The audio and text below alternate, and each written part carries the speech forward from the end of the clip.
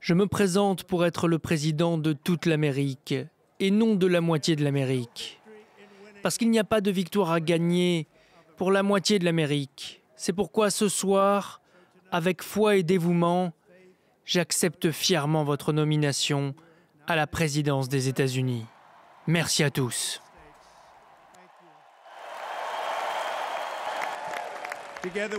Ensemble, nous lancerons une nouvelle ère de sécurité, de prospérité et de liberté pour tous les citoyens de toutes les couleurs, toutes les religions ou croyances.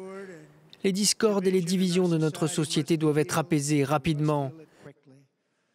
En tant qu'Américains, nous sommes reliés par notre foi et notre destinée commune. Nous nous élevons ensemble ou nous nous effondrons.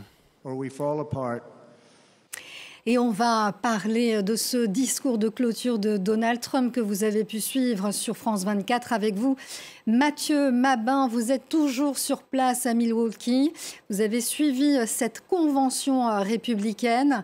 Alors on vient d'entendre Donald Trump. Il s'est posé par moments en rassembleur. Il a même parlé d'apaisement. Oui, absolument. Le terme d'apaisement est tout à fait approprié. Nous étions d'ailleurs largement avertis par l'équipe de campagne du candidat à l'élection présidentielle, le candidat républicain, désormais très officiellement, puisque Donald Trump, sans aucune forme de surprise, a accepté le vote des délégués républicains ici à Milwaukee et est donc officiellement le candidat républicain à l'élection du 5 novembre prochain. Mais effectivement, un discours apaisé, ce qui est tout à fait inhabituel pour Donald Trump. L'ancien président et candidat à la Maison-Blanche pour le scrutin du 5 novembre prochain, Donald Trump a commencé son discours en rappelant effectivement, comme on vient de l'entendre, qu'il serait le président de tous les Américains, en précisant quelle que soit leur couleur de peau, leur religion ou leur croyance. C'est une nouvelle tonalité pour Donald Trump, mais il n'y a pas que dans les mots que le discours de l'ancien président a évolué. C'est une personnalité largement assagie qui s'est adressée à la foule de ses supporters aujourd'hui, comme si, évidemment, et c'est toute la stratégie de communication menée par l'équipe de Donald Trump, comme si cet épisode de Pennsylvanie, l'attentat dont il a été la cible, l'avait assagi. Maintenant, ne nous y trompons pas, le fond du discours de Donald Trump n'a pas changé d'une virgule. Je dirais pas même depuis 2016. Il est extrêmement proche également du discours de 2020. C'est-à-dire que dans ses déclarations, Donald Trump reste tout à fait approximatif. Il n'est pas question de convaincre la foule avec des chiffres, des tableaux. Évidemment, il évoque le cancer de l'inflation, comme il l'a répété à maintes reprises cette nuit.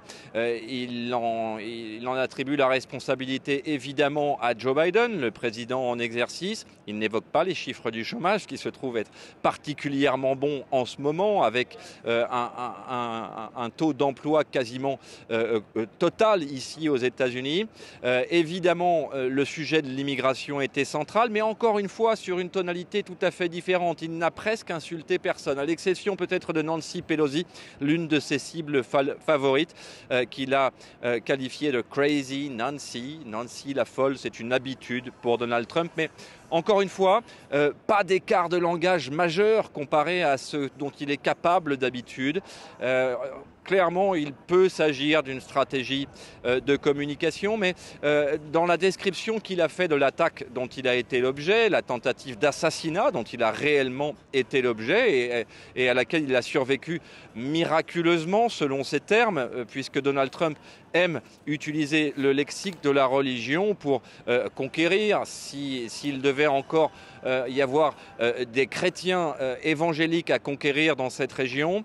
Donald Trump a rappelé effectivement les détails de l'attaque dont il a été la cible longuement.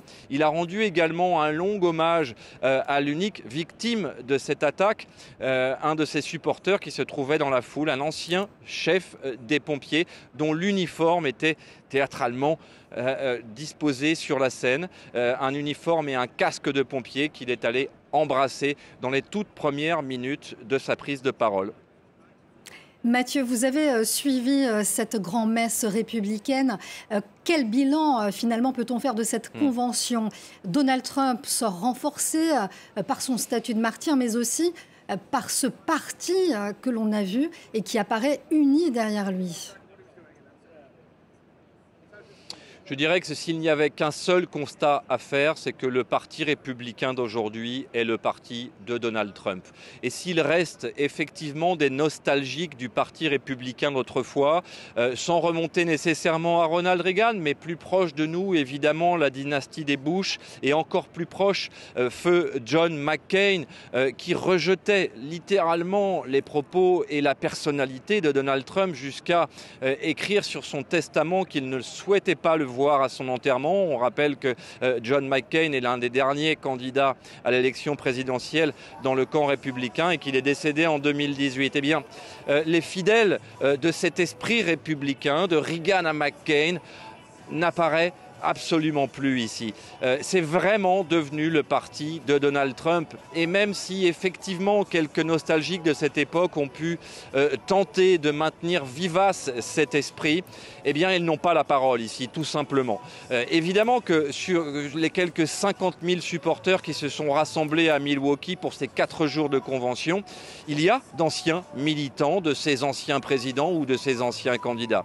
Mais encore une fois, ici, on épouse la rhétorique Donald Trump où on est réduit au silence. Merci beaucoup pour toute cette analyse, Mathieu Mabin, en direct depuis Milwaukee, dans le Wisconsin.